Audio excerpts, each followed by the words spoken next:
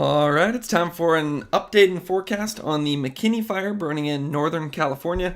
Throughout this video, we're going to look at what kind of weather we had over the fire today. We're going to look at what it actually looked like in a time lapse. We're going to check out some of the recent numbers on the McKinney fire.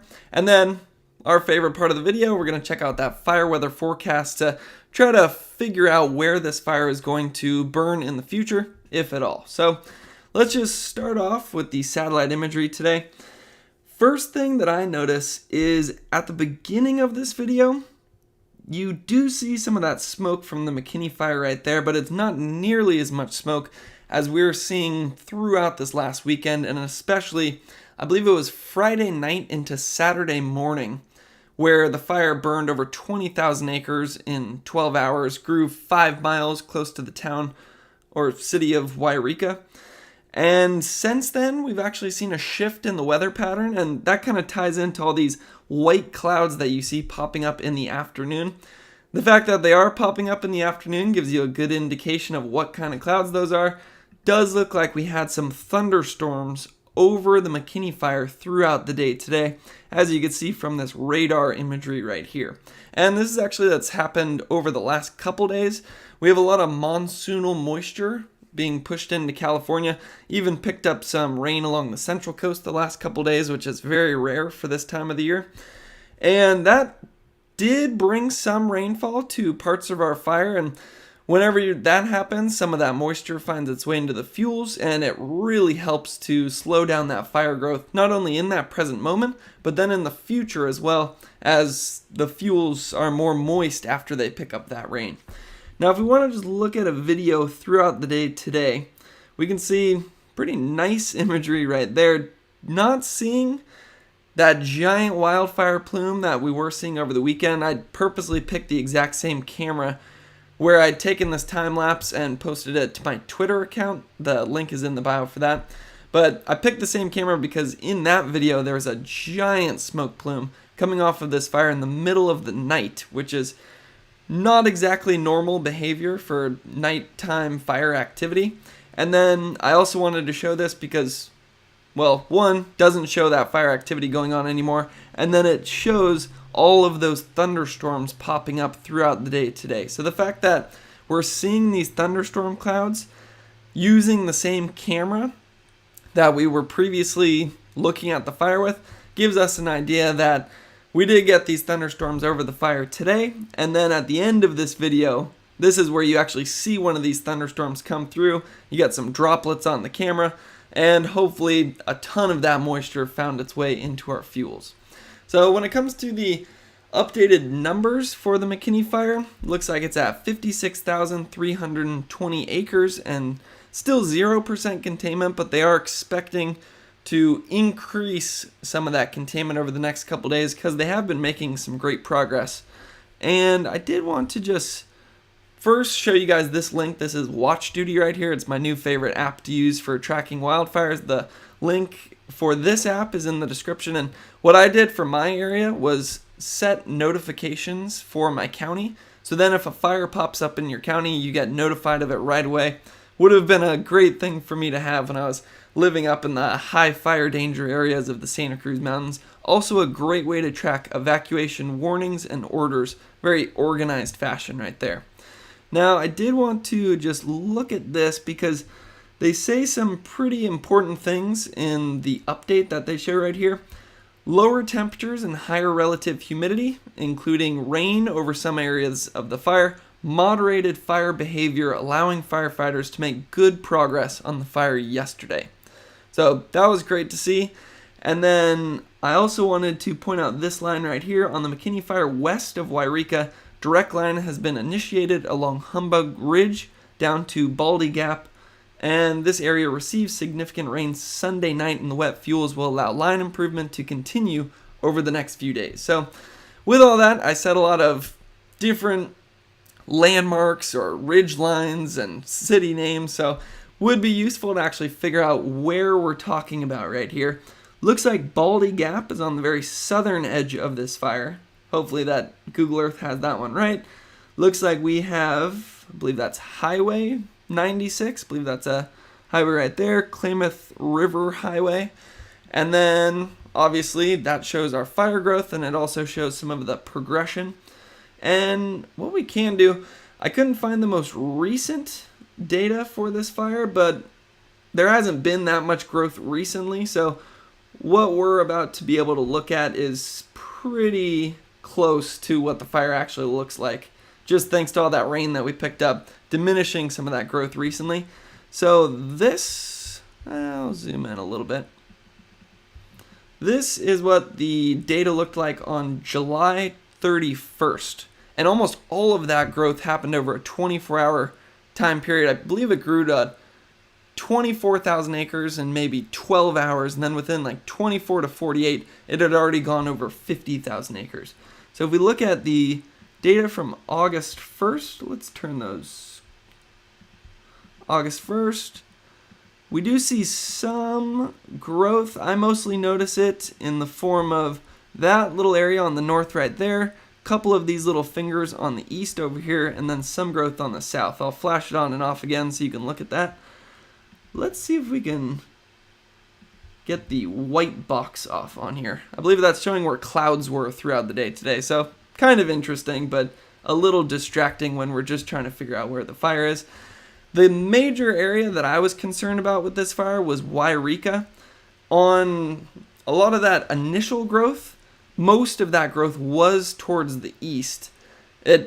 Again, I'd said this fact earlier, but it grew 5 miles towards Wairika over the span of 12 hours. So I was really concerned about that area. That's where we have the most structures associated with this fire. But if we kind of shift our view around right here, this is where some of the good news comes in with this fire. Sounds like we got some rain right around this area that slowed some of the growth. And then we also have, I was also able to figure out we have some dozer line or some just overall fuel reduction projects, whatever you want to call them, along this ridge line right here. So even if the fire does come up to this ridge line, which according to topography, the fire would like to do that because the fire wants to move uphill right there. It does sound like they have some nice protection right there. And then I can't confirm this, but I believe they actually have another line behind that to further protect the town of Wairika. So initially I was very concerned because the fire was just taking off in this area. Given the change in the fire weather conditions and the time that they've had to put in some protective lines around this area, I would say we're looking a lot better than we were just a couple of days ago. Now coming back here, we can also look at where some of the active hotspots are on this fire. Now, I will put a big disclaimer on this map whenever we look at it. The heat is being picked up by satellites, so it's not always accurate, but it is the best thing that we have to work with to try to figure out where that heat is right now. Just looking at this, the modus and veers, usually those red stars show where there's a lot of active heat going on. Not seeing very much right there. That could be for two reasons. One, it could be that we just picked up enough rain yesterday that it put out a lot of the heat on this fire. Two, it could be that there were just a lot of clouds over the fire so that it wasn't able to get through those clouds to figure out where that heat was. Now another thing that we could do is look at all satellites right here. This shows, again, inaccurately where some of that heat is on the fire. Does look like we still have some on the northeastern side, but especially that northern side right there. Doesn't mean that the fire's grown that far, but it is a good indication of where some of that heat activity is still going on. Now we can also look at structures right here, and there you can really see why I was concerned about Wairika down there. Just thousands of structures in that direction. The good news is sounds like we have some great line between the fire and that area. Sounds like the fire has calmed down. Looks that way just looking at the heat activity right here. And then where we do see more of that heat activity, doesn't look like there's nearly as many structures. Another thing I will say, you do notice a lot of these structures within the fire perimeter. I don't have any confirmations on what structures destroyed, or we'll be able to look at hopefully another link that says if we have any numbers on structures destroyed so far. But I do want to point out that just because one of those structure dots is within the perimeter doesn't technically mean that it burned down, because within a fire you get some areas within this perimeter where just everything burned, And then you can also get some little islands where nothing burned. So can't really confirm anything there when it comes to those structures in the fire, but given the information, it does sound like Wairika is in a lot better position than we were a couple of days ago. So for some more numbers on this fire, I always like looking at personnel. Looks like we have over 1,000 personnel on this fire. And then I think this is another key thing to continue to follow throughout the day today. And it was actually the main reason I wanted to do this forecast today, because we're not seeing all that much activity on it right now. But with those thunderstorms coming through, that is a bit of a wild card for a fire. So far I've only been talking about the good aspects of thunderstorms over a fire.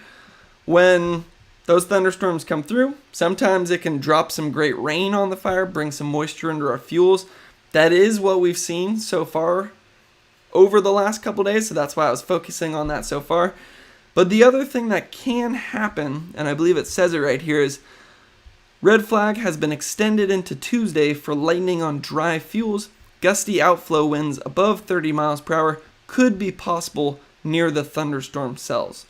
So that's the reason, that's kind of the flip side of the thunderstorm coin. You can get some rain, but you can also get those gusty winds 30 to 50 miles per hour. That can lead to gusty or just rapid erratic spread of the fire, and then it can also lead to some dangerous conditions for firefighters. So that's the main reason I wanted to make this video today, was to really dive into that fire weather forecast to see exactly what's going on. First thing to do is look at that red flag warning. If you don't know, anytime a red flag warning is issued, it's basically just a way of saying high fire danger. A lot of times it's issued for high temperatures, low relative humidity, and gusty winds. But in this case, if we actually click into the red flag warning, or that's the McKinney incident, shows the numbers, 0% containment. If we click on the red flag warning, it says impacts abundant lightning on critically dry vegetation is likely to result in numerous new fire starts through this evening that could overwhelm firefighting resources. So that's also the other part of it. It not only can lead to gusty erratic winds that spread current fires, but it can also lead to new fires. So I'm going to watch this area closely, and just looking at all of these little dots you see right there, those are likely all from the lightning the last couple of days, starting some new fires in this area. Looks like the next biggest one is the Yeti incident. That one's at 2,329 acres and 0% containment. So let's just look at the fire weather forecast. I just remembered that we didn't see any numbers for structures destroyed. I'll continue to look for that number and include it in a future video, but not currently seeing any of that information. If you know, let me know in the comments, and then I can report on that next time. But back to the fire weather forecast. This is what it looked like throughout the day today. This color that you're seeing on the screen is that thunderstorm activity. It looked like it started to really pick up around 2 p.m. That's pretty typical. When the air heats up in the afternoon, it becomes more unstable, leads to a lot of upward vertical motion, allows those clouds to form like we were seeing on this imagery right here. And then you get those thunderstorms. And it does look like it's expected to calm down around 8 p.m. That's also what you'd expect. It's really those afternoon hours where thunderstorms are most likely. And then just fast forwarding into tomorrow, does look like they're expecting thunderstorms once again. Looks like it's a little bit more to the east than what we had today, but thunderstorms, it's always a bit iffy when it comes to the computer models about where exactly those are going to form. So if there's one down here, it's not out of the question that that thunderstorm would actually be over the fire. So I'm certainly going to continue to watch it. We can also check out the other parts of our fire weather variables to look at. Looks like winds tomorrow aren't all that bad, just about 17 miles per hour, then picking up to 20 to 25 mile per hour gusts later in the afternoon. Then if we look at temperature, 87 degrees, so still fairly warm out there. But relative humidity is where some of the good news comes in. Recently, as all that moisture has been flowing into California, it hasn't been nearly as dry as it was when this fire was really taking off. We had relative humidity in the single digits. So it's good to see some of that moisture has been around this fire, which again, that relative humidity finds its way into the fuels, and then that slows fire growth. Now, Thursday does look like we're going to start to trend a little bit drier. Let's see if we're trending warmer as well. Similar temperature-wise. But that it does look like, last I looked at it, the winds were going to be a little bit stronger on Thursday. So I think we'll have to keep a close eye on it over the next couple days as the fire weather forecast not only changes, but then with those thunderstorms, we want to see exactly what ends up happening there. Now, finally, we can look at the smoke forecast. Not forecasting really all that much smoke in Northern California. Big reason for that is because of the favorable conditions we have had recently that have significantly calmed this fire down. So when it comes to the air quality, we do have some unhealthy for sensitive groups right above this fire, and then a little north of it, we do have unhealthy air. But tomorrow, the air quality forecast is actually looking like we're back into the moderate range. Disclaimer on that, it's really dependent on what the fire decides to do.